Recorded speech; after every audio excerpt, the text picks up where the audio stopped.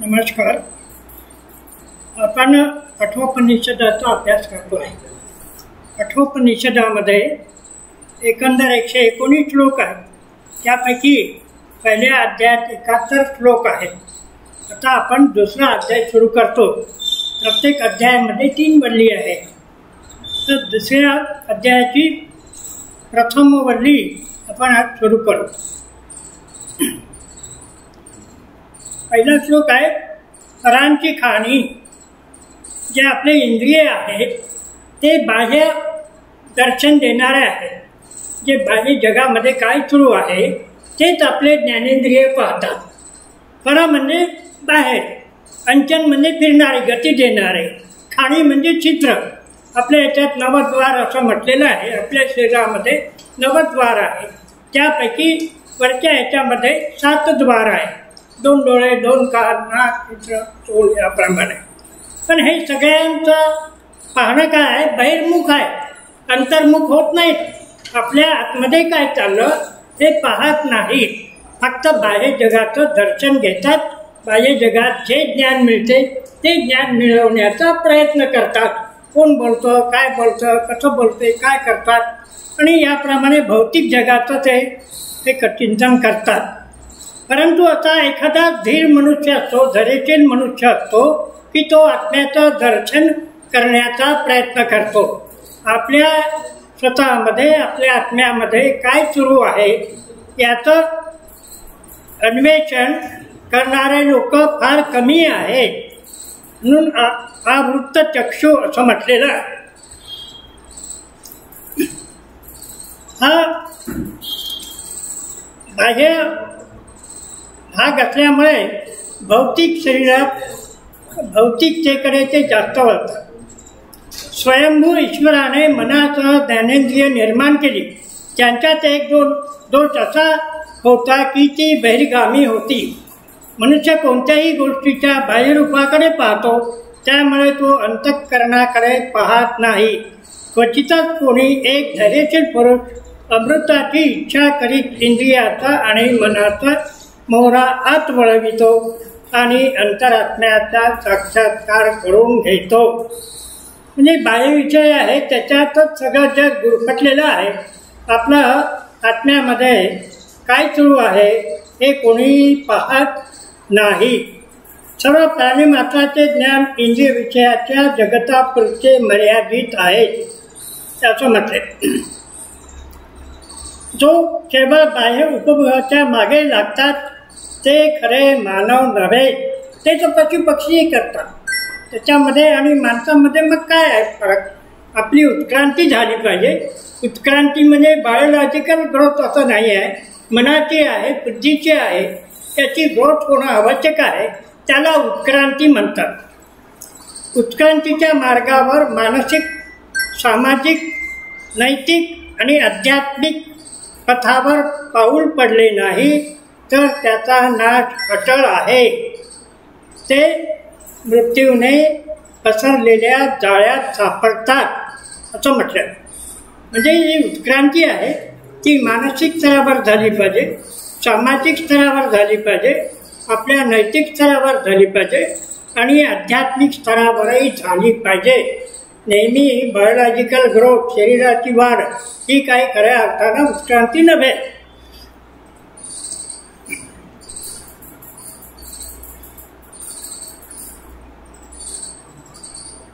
त्याच्यानंतर हा जो प्रवास आहे तो अंतर्गत आहे. या प्रवासाची दिशा अंतर्यामी असते.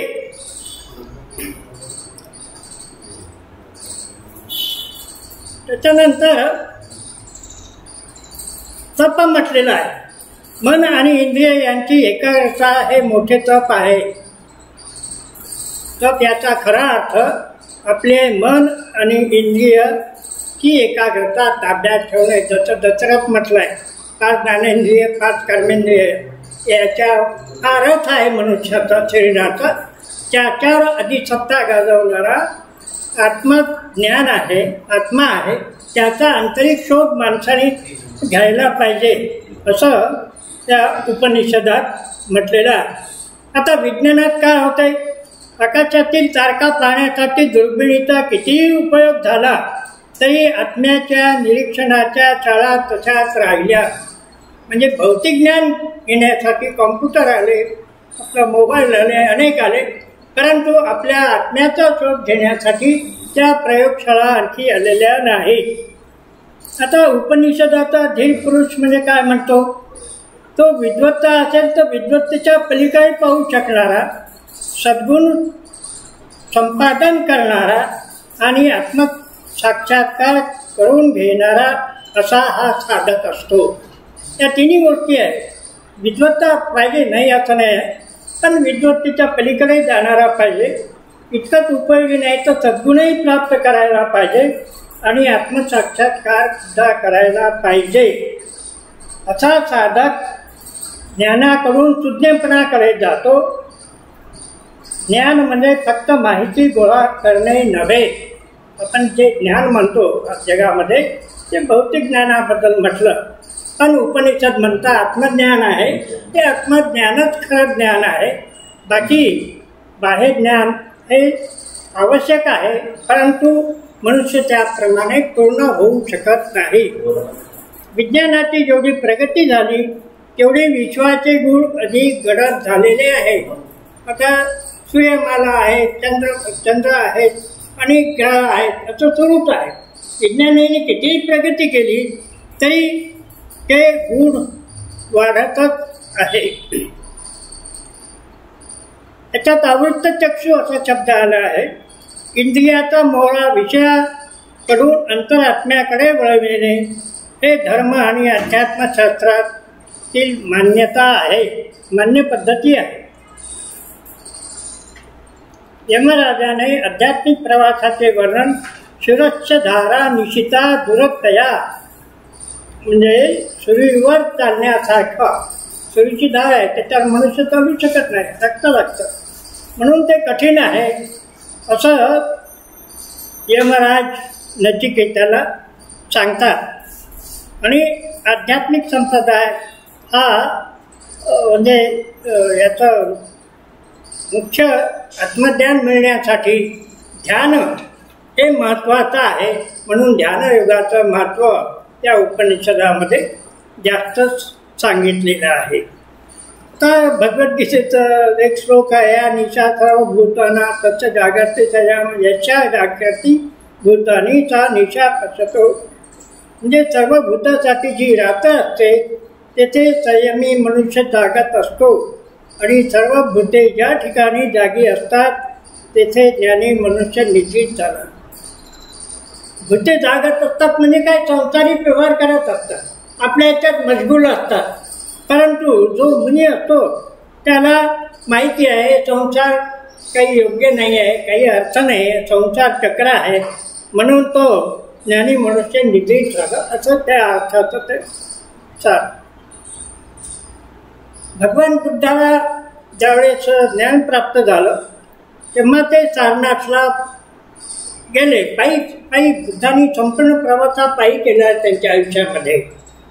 ते गेल्यानंतर तिथे 5 शिष्य होते, त्यांच्या समोर त्यांनी प्रवचन केलं. आता या 5 शिष्यापैकी भगवान बुद्धांनी ज्यावेळेस 6 वर्ष तपश्चर्या केली त्यावेळेस त्यांच्यासोबत ते लोक काही त्याच्यामध्ये होते, त्याच्यापेक्षा वयस्कर लोक होते, तरुण लोक होते. आणि बुद्धांनी मग ते तपश्चर्या करून दिली आणि पिंपळ वृक्षाखाली खाली त्यांनी ज्ञान केलं. आणि तेव्हा मग साहजिकच आपल्या जगतामध्ये असं वाटतंय की मी मोठा वयाने आता याने तप सोडून दिलं, आपण तप सोडलेलं नाही, मग कोण श्रेष्ठ? तो आल्यानंतर काही लोक म्हणतात तो आल्यानंतर मी उठणार नाही, त्याला पाणी देणार नाही, त्याचे पाय धुणार नाही, त्याचं भाषण ऐकणार नाही वगैरे वगैरेची गोष्ट आहे. तो आपल्याला त्याच्यात पूर्ण जायचं नाही. म्हणून तो म्हणतो ऐका भिक्खूनो, मला अमृत तत्वाचा साक्षात्कार झाला आहे. मी धम्म सत्य आणि सत्याकडे जाणारा मार्ग शिकवित आहे, सरळ आणि सोपा करत आहोत. त्याप्रमाणे कराल तर या जन्मात तुम्ही ते पूर्ण शिकाल असं त्याने म्हणते.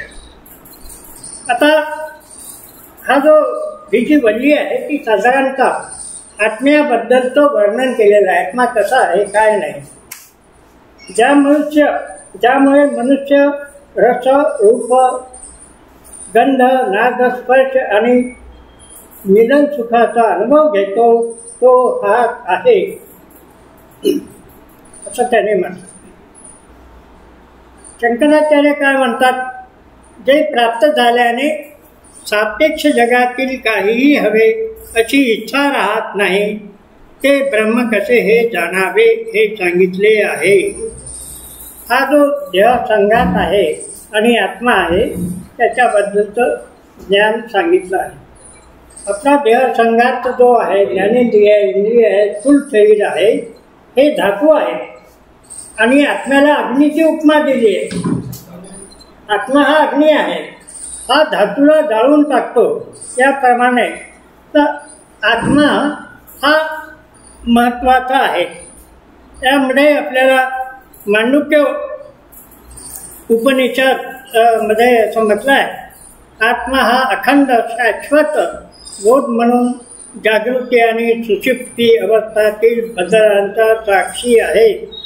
जे जागृती आहे, जे स्वप्न आहे, जी सुषुप्ती आहे त्याचा साक्षी तो आहे. त्या श्रेष्ठ सर्वव्यापी आत्म्यामुळे धीर मनुष्य स्वप्नातील आणि जागृतीतील विषय अनुभवतो तरी त्याला दुःख होत नाही अशा प्रकारचं ते म्हटले. हा जागृती स्वप्न सुषुप्ती आणि तुर्य अवस्था ही मांडुक्य उपनिषदात सांगितलेली आहे. शंकराचार्याच्या गुरुच्या गुरुने गौडपादाचार्याने त्याच्यावर कारिका लिहिलेल्या आहेत. एकंदर 215 श्लोक आहे. त्यामध्ये काय म्हटलं, नांत प्रज्ञा न वैष्प्रज्ञा प्रज्ञा न घन वगैरे असं वर्णन केलं. अदृश्य आहे, अव्यवहार्य आहे, अग्राह्य आहे, अलक्षणम आहे, अचिंत्य आहे, अव्यपदेशव्य आहे, एकात्म प्रत्ययसार आहे, प्रपंचोपशम प्रपंच संपलेला आहे, शांतम शांत आहे, शिव आहे, कल्याणकारी आहे, अद्वैत तिथे द्वैत नाही, चतुर्थ म्हणते. चतुर्थ म्हणजे चौथी अवस्था जी जागृती स्वप्न सुषुप्ती आणि तुर्य अवस्था स आत्मा स विज्ञेय असं मांडुक्य उपनिषदामध्ये आपण ज्यावेळेस अभ्यास केला त्यावेळेस सांगितलेलं आहे. तुर्य अवस्था किंवा आत्मा वाणीच्या सर्व व्यवहाराकडे असल्याने त्याच्याविषयी काही बोलता येत नाही. कारण हा वाणीचा विषय नाही, हा मनाचा विषय नाही. त्यामुळे उपनिषद आत्म्याचे वर्णन नकारात्मक गुणधर्माने करतात. हे नाही, ते नाही, ते नाही, ते नाही, मग आहे का? ते सगळं गेल्यानंतर ते राहते, तर त्याला आत्मा असं म्हटलेलं. आता याचा प्रत्येक आहे, ज्याने सर्व भूताच्या ठिकाणी स्वतःला पाहिले, जे जे जगामध्ये आहे त्या ठिकाणी स्वतःला पाहिले आणि समग्र अस्तित्वाचे ऐक्य अनुभवले, त्याला कसला मोह आणि कसला शोक असणार. जसं अरविंदाने जेलमध्ये असताना जो जज आहे तिथे कृष्ण पाहला, जो वकील आहे तिथे कृष्ण पाहला, झाड आहे तिथे कृष्ण पाहला. म्हणजे आत्म्याचं दर्शन त्यांना झालेलं आहे. आता मुख्य गुण कोणता आहे आत्म्याचं ज्ञान झालं तर त्याचा आत्मज्ञानी पुरुष हा मधुसेवन करतो, जीवनाचा यथा योग्य निर्वाह करतो, तो नित्य निकट असतो, आपल्यामध्येच आहे. कुठं दूर जावं लागत नाही, कुठं मंदिरात जावं लागत नाही, कुठे जावं लागत नाही, आत्मा आपल्यामध्येच आहे. भूत आणि भविष्याचा स्वामी आहे, त्याचा मालक आहे. तो कोणाचाही द्वेष करीत नाही. खरोखर तो आत्मदर्शी पुरुष हो. त्या क्वालिटीज सांगितल्या, कोणाचाही द्वेष करत नाही, भूत आणि भविष्याचा स्वामी आहे. म्हणजे आत्मदर्शन ज्याला झालं तो मनुष्य निर्भय होतो असं याचं म्हणणं आहे. अभय ज्याला म्हणतो ते असं.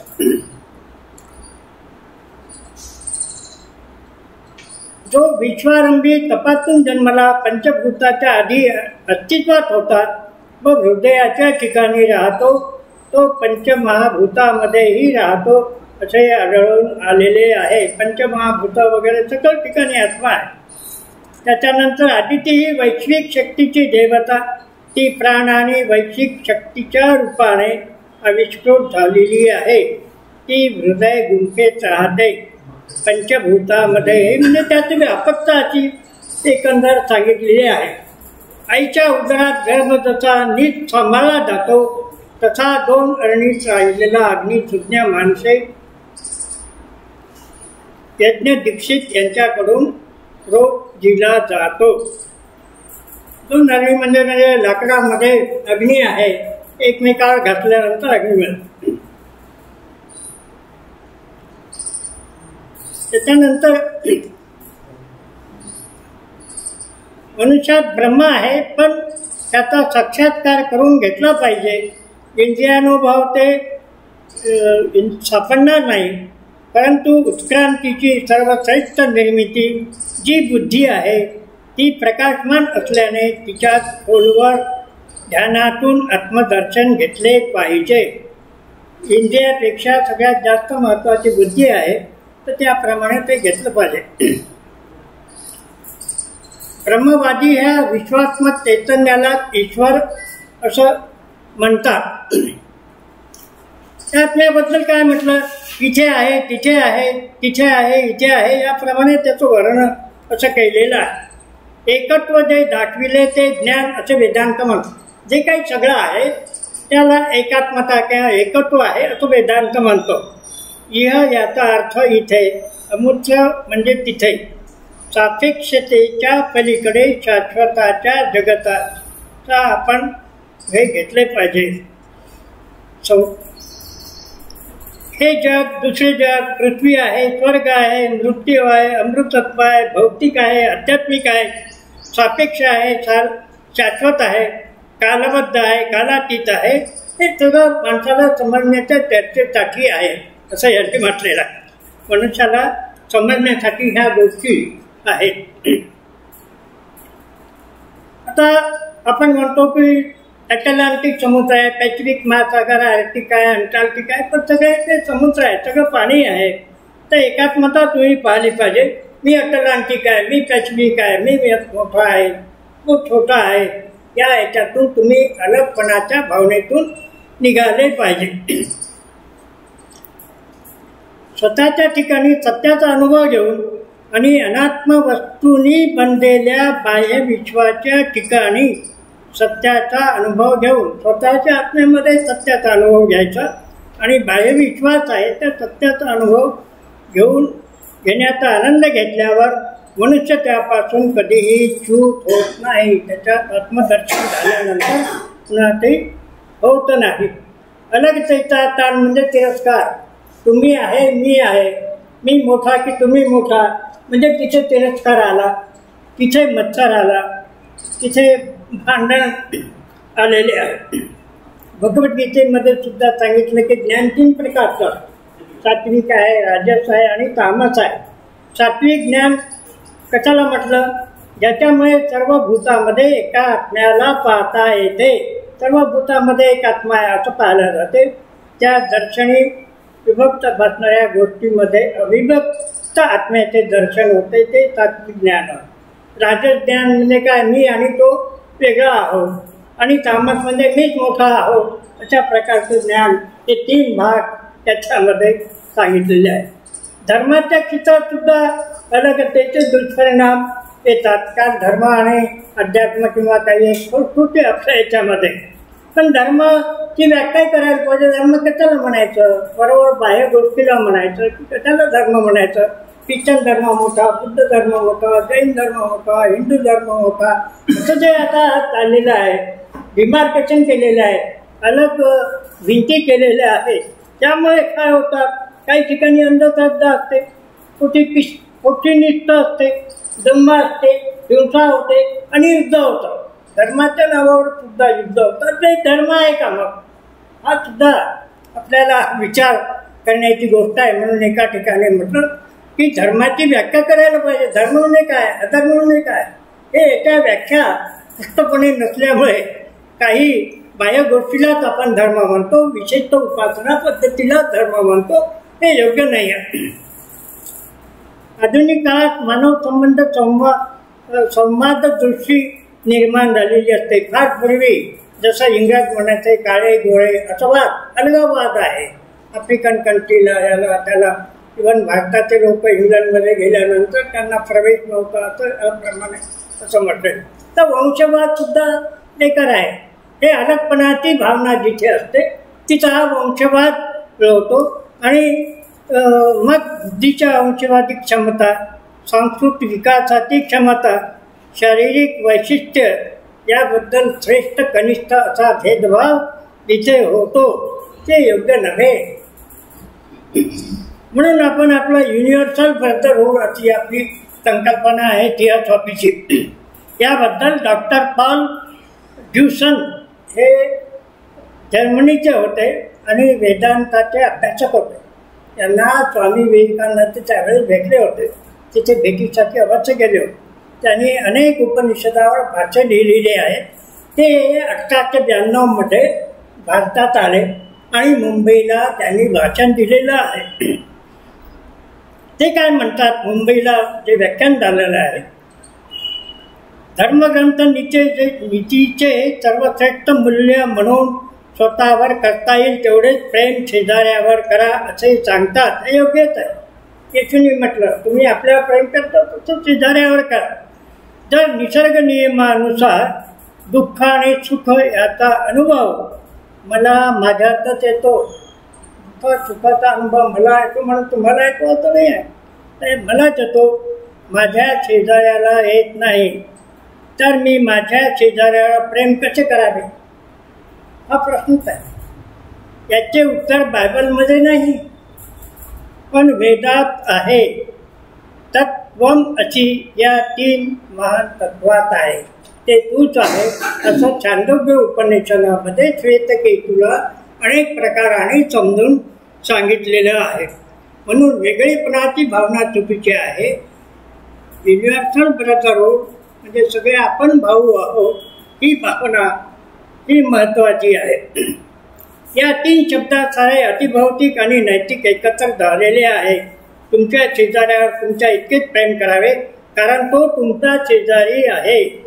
याबद्दल बाह्य जगाच्या संशोधनाने मृत्यूवर मात करून सर्वात्मक ब्रह्माच्या साधनेत अमृतत्व प्राप्त करून घेता येते.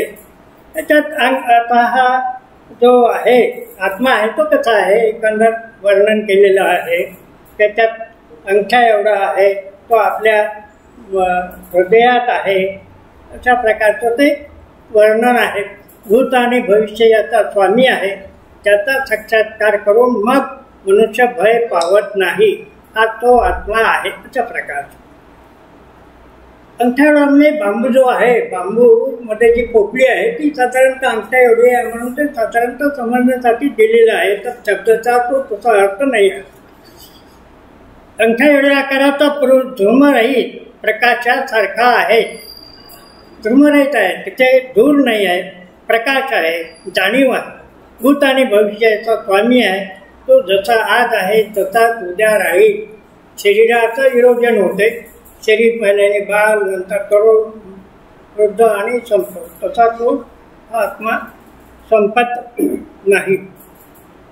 मनुष्याची अंतही घडण आणि पोषण यासाठी धर्मशास्त्र आहे. धर्मशास्त्राचा उद्देश काय हे सांगितलं याच्यामध्ये. मनुष्याची आंतरिक घडण आणि पोषण यासाठी धर्मशास्त्र आहे असे वेदांत म्हणतो. मनुष्याच्या बाह्य जगातील घडणीत त्याने जी नीतिमूल्य मिळविली आहे, आपण जगात वावरताना जी नीतिमूल्य दुसरीकडून चांगली घेतलेली आहे त्याचे सातत्य राखणे आणि ती सखोल करणे हे कार्य धर्म करतो. हा धर्माची व्याख्या आहे. धर्म म्हणजे पूजा करणे, याचे जाणे, तिथे जाणे, मोठ्याने बोलणे असं नाही. या आंतरिक शिक्षणातील गाभ्याची शिक्षण पद्धती म्हणजे ध्यान. हे आंतरिक आहे तर हे फक्त ध्यानातूनच मिळते. वेदांताचे ध्यानाचे लक्ष ब्रह्म आहे.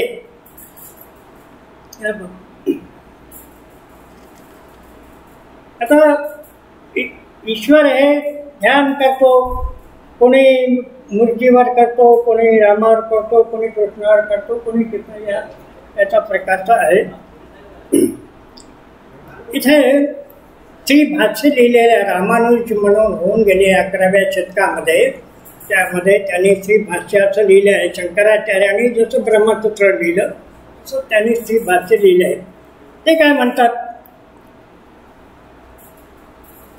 ब्रह्मापासून गवताच्या काडीपर्यंत या जगतात राहणारे सर्व जीव कर्मातून निर्माण झालेल्या संसार चक्राच्या फेऱ्यात असतात.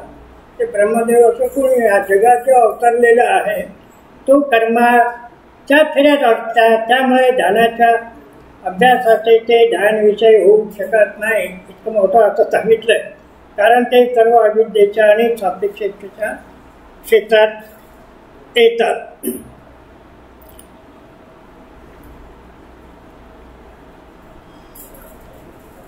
एक जसे उंच शिखरावर पडलेले पाणी टेकड्यावरून वेगवेगळ्या मार्गाने वाहत खाली येते, तसे भूतांना वेगळेपणाने पाहत त्यांच्या भिन्न भिन्न रूपाकडे येते. आता शेवटचा एक श्लोक आहे. शुद्ध पाणी शुद्ध पाण्यात मिसळल्यावर जसे शुद्धच राहते, तसे हे गौतमा मुनीचा आत्मा एकत्वाने पाहतो. हा आत्मा आणि परमात्म्याचं एकंदर मिलन सांगितलेलं आहे.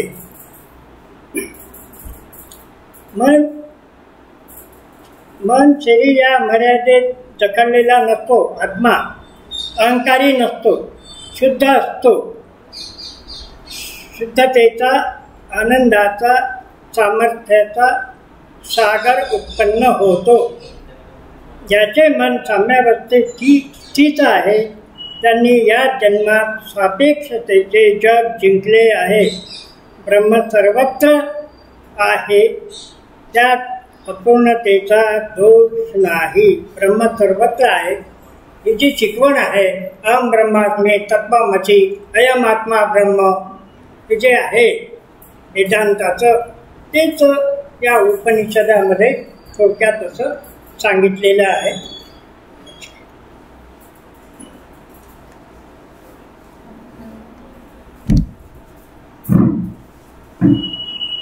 हा तात्विक विषय आहे.